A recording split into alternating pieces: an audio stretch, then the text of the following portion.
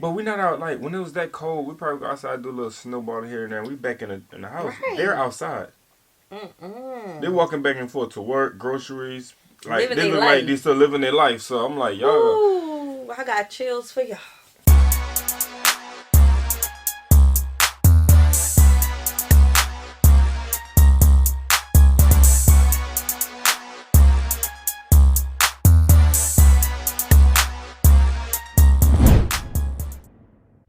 What's good, y'all? It's the Demouchets React, and we're back with another video. Who we got today, C? Today we are back with another American reaction. We're super excited about this video, guys. If you're new to us and we're new to you, make sure you scroll down, hit the red subscribe button, and turn on the post notification bell because we're on the road to 50K. And we cannot get there without you guys, all right? Join the family. Without further ado, let's get into the video. This is the Peace Arch, standing near the westernmost edge of the U.S.-Canadian border, 30 miles south of the Olympic City, between Blaine and Washington State, and Surrey, British Columbia. This was dedicated in 1921 to commemorate the treaty that ended the War of 1812 between the U.S. and Great Britain. Remember, Canada was a British colony. That was a long time ago, but the inscription on the arch sums up the relationship. May these gates never be closed. We share more than a long border, of course. No dotted line can divide our joint stewardship of a treasure of natural riches. From the Atlantic to the Pacific, and back again. Shorelines, wild rivers, and Great Lakes, vast forests and grasslands. Precious ores buried in majestic mountains, and wildlife everywhere. From sea That was cute. to shining sea. Canada and the United States share another unique quality. They're immigrant nations, destinations for people around the world who long for political freedoms, economic opportunity, and a long tradition of compassion. Our two nations have the largest trading relationship in the world. $1.5 billion transacted every day. The two-way trade at the Ambassador Bridge between Detroit and Windsor alone equals all American exports to Japan. And we're so comfortable as neighbors. 200 million people cross the common border every year. Canada, some may be surprised to learn, is America's largest. Hold on, wait. That bridge just made me think of something. What you got? Now, I know we have this long border. And I know that, you know, it's two different countries and not two different states. I wonder if up north there are some Americans who travel to Canada for work.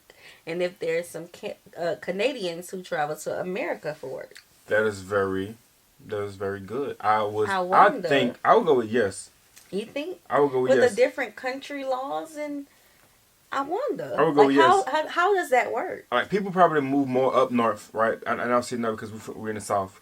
People probably move more up north with their degrees, and it would be more beneficial for them to just cross over and work. You know what I'm saying? Ooh, they get the best of both worlds. I mean, bro, if you're doing that, pop that in the comment section. You know, kudos to you. Yeah, I would love to know how that works. Right. It's oil supplier. And the United States is Canada's #1 tourist destination.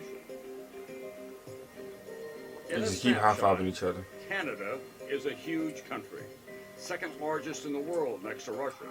But its population is only about 1/10 the size of the United States, 34 million. Really? Split into 10 provinces and 3 territories.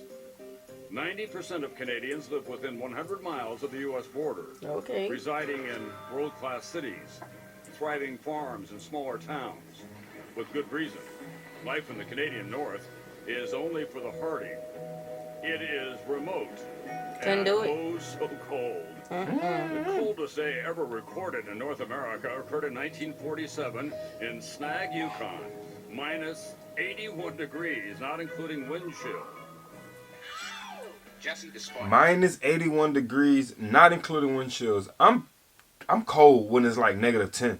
We experience -10. Yeah, like that's and then again freezing. But we not out, like, when it was that cold. We probably go outside, do a little snowball here and there. We back in the house. They're outside. They're walking back and forth to work, groceries. Like, they look like they still living their life. So I'm like, y'all. Ooh, I got chills for y'all. Yeah, we just, hopped into this fall weather too, so y'all know what we finna go through. Canadians are so generous, they share with us their brightest stars in music, comedy, acting, sports, and journalism. And if you're in a fight, you want the Canadians on your side. They were in World War II before we were.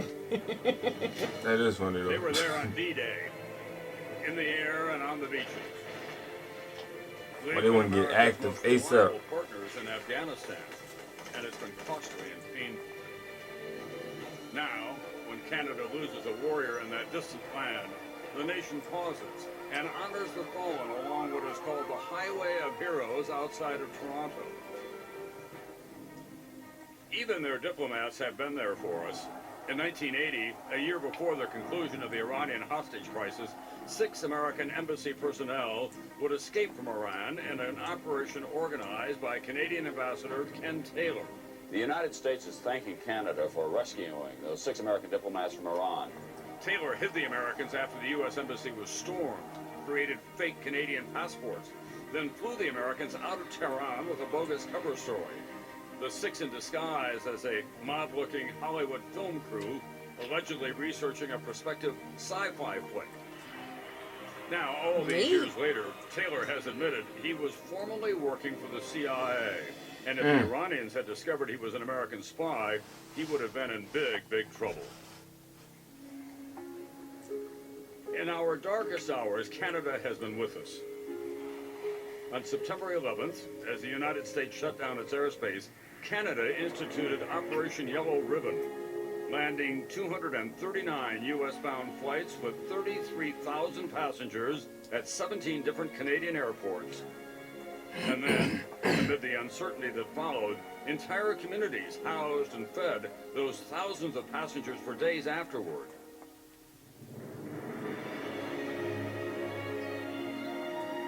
In the long history of... I wish that was talked about. Because, I vividly remember 9/11. Yeah. I never heard nothing about the Canadians landing our planes at their airports because our airspace shut down. I never heard nothing about that. And I researched 9/11 to the T. Yeah. I actually got a book that I started reading about 9/11, about the reports of everything that was going on. I've never ever heard of that before. Yeah, I get it though. I get exactly what you're saying. That should have been in the media, news press. Somebody did, something should have been said, because if there's any relationship with that was happening during that time, they all should have been put out, because that was such a tragic moment. You know what I'm saying? So everyone hands on, obviously, and a lot of I didn't even know about it, to be honest with you. I didn't even get to hear that. Why is this our first time hearing of this? Our neighbors, there never has been a relationship as close, productive, and peaceful as... Especially if they say we got a relationship, like they said we got a relationship. Should have put them on, should have said something. Speaking before the Canadian Parliament, President Kennedy summarized the relationship this way. Geography has made us neighbors. History has made us friends. Economics has made us partners. And necessity has made us allies. Those whom nature hath so joined together, said Kennedy, let no man put asunder. Aww. It's like a marriage. Of course, there are some distinct differences in the culture. The American fans at these games will be unfurling the stars and stripes at every opportunity and chanting USA, USA. Funny. The Canadian Prime Minister had to go before Parliament yesterday and urge Canadians to engage in what he called an uncharacteristic outburst of patriotism, saying, don't be afraid to wave those flags. We'll apologize to the world for our immodesty later. So that's a big difference. Funny. I hope he has to do it very often. You know what struck me in that piece among all of the items? There are more people in California than there are in all of Canada. Well, and Canada has a stronger and more sound economy at this point as well. That's a distinctive difference between the Wow. Perfectly put. Thank you, Tom. See you during the week. Wow. Okay. That ended with a bang. Mm-hmm. California? I thought people was moving from California, like they was coming more like towards the south Texas. and stuff. They're saying California has more people than the whole Canada, the whole country. Dang, I think that kind of shows y'all how big the United States is, right? One state. Yeah, like I gotta go back and Google that. Because I don't remember how old this video is. You guys did recommend this one. I gotta go back to Google this one to see how up to date these stats is. Yeah. California. Yes. Golly. And California is big, but I'm talking about like you talking about a whole like. Oh, all right, you guys, you get it. You get it. So we hope you all enjoyed this video with us. Like this video, subscribe, turn on the post notification bell. We have enabled our super thanks if you like to support the channel that way, and our join feature to become a VIP. I'm waiting for you to say VIP. I'm vibing with you. I'm going off now. That is enabled. Yes. And our mailing address is in the description box below. We'll see you soon. Peace.